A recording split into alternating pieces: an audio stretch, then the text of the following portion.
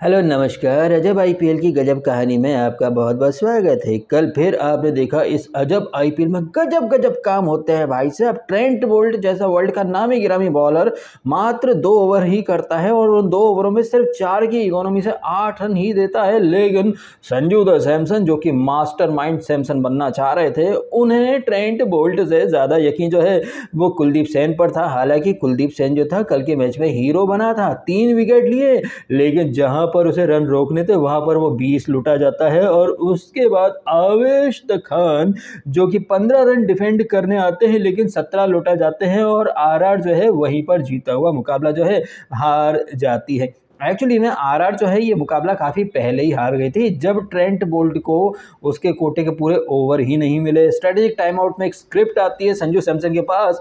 उसे स्क्रिप्ट में पता है क्या लिखा था? उसे स्क्रिप्ट में लिखा था कि डियर संजू सैमसन, तुम 5 मैचों में से 5 मैच जीत चुके हो, ये भी जीत जाओगे तो 6 में से 6 जीत जाओगे, 12 पॉइंट हो जाएंगे यार। फिर तो कोई थ्रिल, कोई इंटरेस्ट बचेगा ही नहीं अगर तुम टूर्नामेंट के स्टार्ट में ही क्वालिफिकेशन राउंड क्लियर कर लोगे तो, क्योंकि आगे जाने के लिए तुम्हें फिर 2 पॉइंट्स की और ज़रूरत पड़ेगी। तो इतना इजी मत बनाओ आईपीएल को, थोड़े से थ्रिल, थोड़ा सस्पेंस, वो तड़का मसाला डालने की कोशिश करो। जैसे केकेआर जो है वो थोड़े टाइम पहले अनबीटन चल रही थी, वो सीएसके के सामने हार गई एकदम लचर पचर अवस्था में।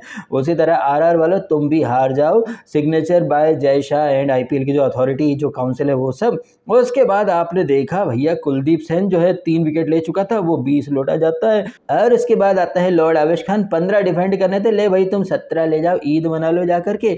वहीं बाउंड्री पर खड़ा खड़ा ट्रेंट बोल्ट सोच रहा होगा, अरे भाई आ गया स्वाद, और दिखा दो ऐसे डिंडा एकेडमी के बॉलर्स पर यकीन। और वो भी तब जबकि सामने राशिद खान है और लॉर्ड तेवतिया हैं। अगर ट्रेंट बोल्ट का पेस रहता तो यार इनको थोड़ी डिफिकल्टी हो सकती थी, लेकिन भाई साहब जब संजू सैमसन को ऊपर से ऑर्डर मिला है तो वो बेचारा क्या करे आखिर। उसको भी तो यार आगे और सीजन्स वगैरह खेल रहे हैं, टीम इंडिया में भी आना है, पापी पेट का सवाल है भाई साहब, क्या है, उसको ऑर्डर तो फॉलो करना ही पड़ेगा ना, समझो। फिर तो राशिद तो ऐसी चीज़ों के लिए बना ही है। वो तो अनबिलीवेबल स्टफ करता, चाहे बॉलिंग हो उसमें भी अच्छा परफॉर्म करा, और बैटिंग में भाई मैन ऑफ द मैच बन गया हिटिंग करके। तो राशिद की तो जितनी तारीफ की जाए वो कम ही है, हैं? वैसे आपने हमेशा देखा होगा इस आईपीएल में जब जब 16वें ओवर के पहले जो स्ट्रेटेजिक टाइम आउट होता है, इधर टाइम आउट खत्म हो उसके जस्ट 1-2 बॉल के बाद कोई ना कोई विकेट गिर ही जाता है या फिर मैच बदल ही जाता है। और कल मैच कहाँ बदला आप अच्छे से समझ सकते हैं। लेकिन इसके बावजूद अगर कोई आपसे कहे कि आईपीएल में कुछ भी स्क्रिप्टेड या कुछ भी फिक्स नहीं होता तो आपने यकीन नहीं करना है। आपने तो ब्लाइंडली सारी चीज़ों को, अरे रियल है, बिल्कुल रियल है, रियल है, बताइए हैं ये रियल लग रहा है आपको? है आवेश खान जैसा जो नूबड़ा बॉलर है उसको लास्ट ओवर दे रहे हो। ट्रेंट बोल्ट चलो ठीक है तुम उसको लास्ट नहीं देते, अबे वर्ल्ड का नामी गिरामी बॉलर है, तुमने सिर्फ उसको 2 ही ओवर दिए हैं। तो पता चल रहा है कि संजू सैमसन किस इरादे से कल मैच को कहीं ना कहीं आगे बढ़ाना चाह रहा था। ये सारी चीज़ें आपने भी देखी, हमने भी देखी हैं, बट इतना सब देखकर भी कई लोग जो हैं वो अभी भी बोलते फिरेंगे, अरे नहीं डीएसके कुछ भी बोल रहा, कोई फिक्सिंग नहीं होता, कुछ नहीं होता।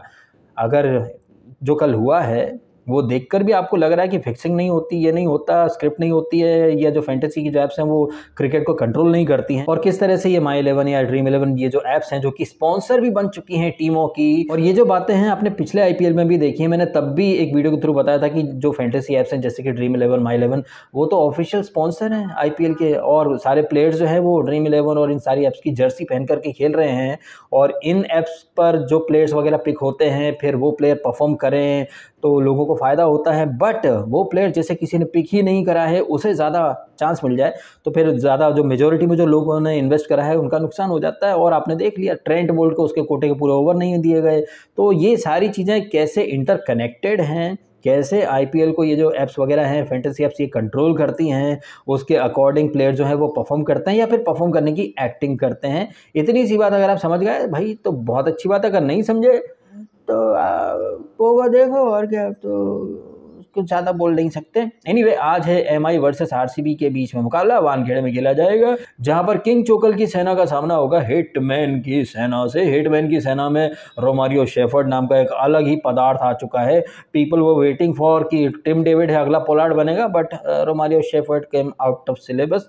देखते हैं कि वानखेड़े की पिच पर सम्राट चोकल जो है वो अपनी सेना को जिता पाते हैं या फिर चोक करेंगे। वैसे वानखेड़े का ग्राउंड है तो आप समझ सकते हैं शाम का मैच है तो एक दो टॉप ऑर्डर के जो बल्लेबाज है वो अंडे दें ये होना तो लाजमी है, बिकॉज भाई शाम के टाइम स्विंग होती है बॉल खतरनाक तरीके से। पिछला मैच जो था आरआर का 3 विकेट ले लिए, तो ट्रेंट बोल्ट ने, शर्मा जी का लड़का जो है वो अंडा दे करके गया था। ऐसा ही कुछ सीन आपको आज फिर देखने को मिल सकता है। बाकी जो भी है आपके ओपिनियन कल के मैच के बारे में, जहां पर आरआर जो है लगभग लगभग जीत गई थी ये मैच, लेकिन संजू सैमसन की एक्स्ट्रा स्मार्टनेस और जो स्क्रिप्ट आई थी कि भाई अगर तुम अभी से ही क्वालिफाई कर जाओगे तो मज़ा नहीं आएगा, तो हार जाओ ये मुकाबला। तो ये सारी चीज़ें आपने देखी हैं। क्या कहना आपका इनके बारे में, कमेंट अवश्य कीजिएगा। आपने समय निकाला, वीडियो देखा, आपका बहुत बहुत धन्यवाद। Thank you so much.